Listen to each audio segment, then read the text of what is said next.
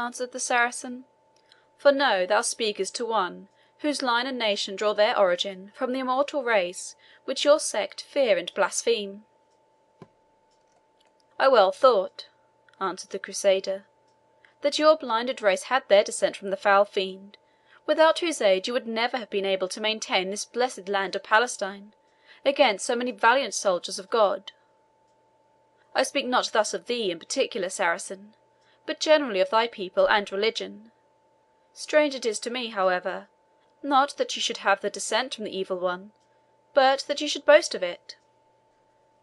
From whom should the bravest boast of descending, save from him that is bravest?" said the Saracen. "From whom should the proudest trace their line so well as from the dark spirit, which would rather fall headlong by force than bend the knee by his wills? Eblis may be hated, stranger, but he must be feared, and such as Eblis are his descendants of Kurdistan." Tales of magic and of necromancy were the learning of the period, and Sir Kenneth heard his companion's confession of diabolical descent without any disbelief, and without much wonder, yet not without a secret shudder at finding himself in this fearful place, in the company of one who avouched himself to belong to such a lineage. Naturally insusceptible, however, of fear, he crossed himself, and stoutly demanded of the Saracen an account of the pedigree with which he had boasted. The latter readily complied. "Know, brave stranger," said he, "that when the cruel Zahuk, one of the descendants of Gameschid, held the throne of Persia, he formed a league with the powers of darkness, amidst the secret vaults of Ishtakar, vaults which the hands of the elementary spirits had hewn out of the living rock long before Adam himself had an existence. Here he fed, with daily oblations of human blood, two devouring serpents, which had become, according to the poets, a part of himself, and to sustain whom he levied a tax of daily human sacrifices, till the exhausted patience of his subjects caused some to rise up the scimitar of resistance, like the valiant blacksmith and the victorious Feridoun, by whom the tyrant was at length dethroned, and imprisoned for ever in the dismal caverns of the mountains of Demavend. But, ere the deliverance had taken place, and whilst the power of the bloodthirsty tyrant was at its height, the band of ravening slaves, whom he had sent forth to purvey victims for his daily sacrifice, brought to the vaults of the palace of Ishtakar 7 sisters so beautiful that they seemed 7 Houris. The 7 maidens were the daughters of a sage, who had no treasures save those beauties and his own wisdom. The last was not sufficient to foresee this misfortune, the former seemed ineffectual to prevent it. The elder exceeded not her 20th year, the youngest had scarce attained her 13th, and so like were they to each other that they could not have been distinguished but for the difference of height, in which they gradually rose in easy gradation above each other, like the ascent which leads to the gates of paradise. So lovely were these 7 sisters when they stood in the darksome vault, disrobed of all clothing save a cymar of white silk, that their charms moved the hearts of those who were not mortal. Thunder muttered, the earth shook, the wall of the vault was rent, and at the chasm entered one dressed like a hunter, with bow and shaft, and followed by 6 others, his brethren. They were tall men, and, though dark, yet comely to behold, but their eyes had more the glare of those of the dead than of the light, which lives under the eyelids of the living. "Zeneb," said the leader of the band, and as he spoke he took the eldest sister by the hand, and his voice was soft, low, and melancholy, "I am Cothrob, king of the subterranean world, and supreme chief of Gunistan. I and my brethren are of those who, created out of the pure elementary fire, disdained, even at the command of Omnipotence, to do homage to a clod of earth because it was called man. Thou mayest have heard of us as cruel, unrelenting, and persecuting. It is false.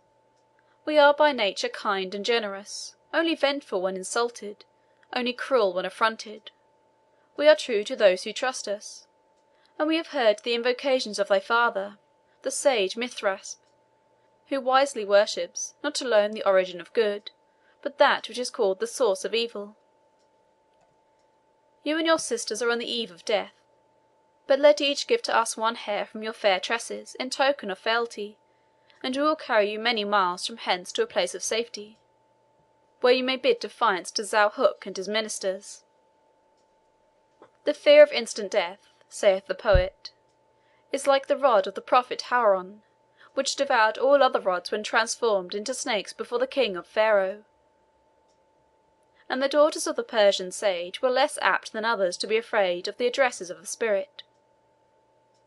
They gave the tribute which Cothrob demanded, and in an instant the sisters were transported to an enchanted castle on the mountains of Tagrut, in Kurdistan, and were never seen again by mortal eye. But in the process of time 7 youths, distinguished in the war and in the chase, appeared in the environs of the castle of the demons. They were darker, taller, fiercer, and more resolute than any of the scattered inhabitants of the valleys of Kurdistan, and they took to themselves wives and became fathers of the 7 tribes of the Kurdmans, whose valour is known throughout the universe. The Christian knight heard with wonder the wild tale, of which Kurdistan still possesses the traces, and after a moment's thought replied, "Verily, Sir Knight, you have spoken well. Your genealogy may be dreaded and hated, but it cannot be contemned. Neither do I any longer wonder at your obstinacy in a false faith, since doubtless it is part of the fiendish disposition which hath descended from your ancestors, those infernal huntsmen, as you have described them, to love falsehood rather than truth. And I no longer marvel that your spirits become high and exalted, and vent themselves in verse and in tunes, when you approach to the places encumbered by the haunting of evil spirits, which must excite in you that joyous feeling which others experience when approaching the land of their human ancestry." "By my father's beard, I think thou hast the right," said the Saracen, rather amused than offended by the freedom with which the Christian had uttered his reflections. "For, though the Prophet, blessed be his name, hath sown amongst us the seed of a better faith than our ancestors learned in the ghostly halls of Tugret, yet we are not willing, like other Moslemah, to pass hasty doom on the lofty and powerful elementary spirits from whom we claim our origin. These genii, according to our belief and hope, are not altogether reprobate, but are still in the way of probation, and may hereafter be punished or rewarded. Leave we this to the mollahs and the imams. Enough that with us the reverence for these spirits is not altogether effaced by what we have learned from the Koran, and that many of us still sing, in memorial of our fathers' more ancient faith, such verses as these." So saying, he proceeded to chant verses, very ancient in their language and structure, which some have thought derive their source from the worshippers of Ahrimans, the evil principle. Ahriman. Dark Ahriman, whom Iraq still holds origin of woe and ill, when, bending at thy shrine, we view the world with troubled eye, where see we 'neath the extended sky an empire marching thine. If the benigner power can yield a fountain in the desert field, where weary pilgrims drink, thine are the waves that lash the rock, thine the tornado's deadly shock, where countless navies sink. Or if you bid the soil dispense balsams to cheer the sinking sense, how few can they deliver from lingering pains or pang intense, red fever, spotted pestilence, the arrows of thy quiver. Chief in man's bosom sits thy sway, and frequent, while in words we pray before another throne, whate'er a specious form be there, the secret meaning of the prayer is, Ahriman, thine own. Say, hast thou feeling, sense, and form? Thunder thy voice, thy garments storm, as Eastern Magi say, with sentient soul of hate and wrath, and wings to sweep thy deadly path, and fangs to tear thy prey?